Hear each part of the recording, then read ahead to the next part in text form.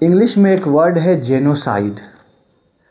आपने ऐसा वर्ड सुना होगा ना, पेस्टिसाइड, सुइसाइड खुदकुशी, जेनोसाइड नस्ल खुशी, किसी स्पेसिफिक ग्रुप को टारगेट करना और उसको वाइप आउट कर देना, उसको ख़त्म कर देना पार्शली या कंप्लीटली, ये जेनोसाइडल एक्ट है ये।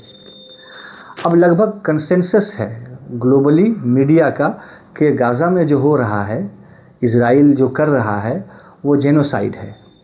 मैं क्यों बता रहा हूँ ये वर्ड आपसे कि विकिपीडिया ने गाज़ा जेनोसाइड जो पेज है विकिपीडिया में उसे लॉक कर दिया था उसने, और आर्गुमेंट यही था को फाउंडर का कि ये एक्ट जो इज़राइल कर रहा है वो जेनोसाइड के कैटेगरी में नहीं है।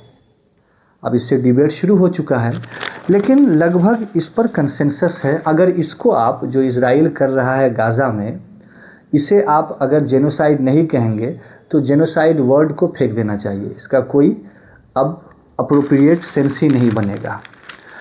तो ये जो हो रहा है वो जेनोसाइड है। उसको UN, United Nations independent international commission, उसका इंक्वायरी आया, उसमें उसने बताया है कि ये जो एक्शन हो रहा है ये जेनोसाइडल है।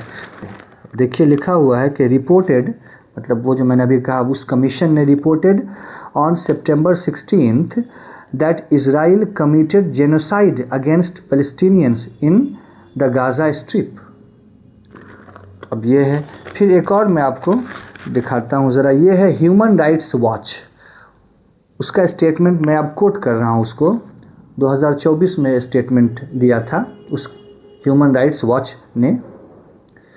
Israeli authorities are responsible for the crime against humanity of extermination and for acts of genocide. Extermination एकदम इस्तीसाल कर देना, उसको ख़त्म कर देना, वाइप आउट कर देना, और जेनोसाइड। बाय द वे अभी मैंने विकिपीडिया देखा तो अभी ये अनलॉक्ड हो गया है फिर। तो ये अक्सर होता है, विकिपीडिया किसी वजह से कुछ न कुछ वर्ड्स कहीं ना कहीं किसी न किसी पेज को वो लॉक कर दिया करता है। ये हज़ारों मरतबा हो चुका है।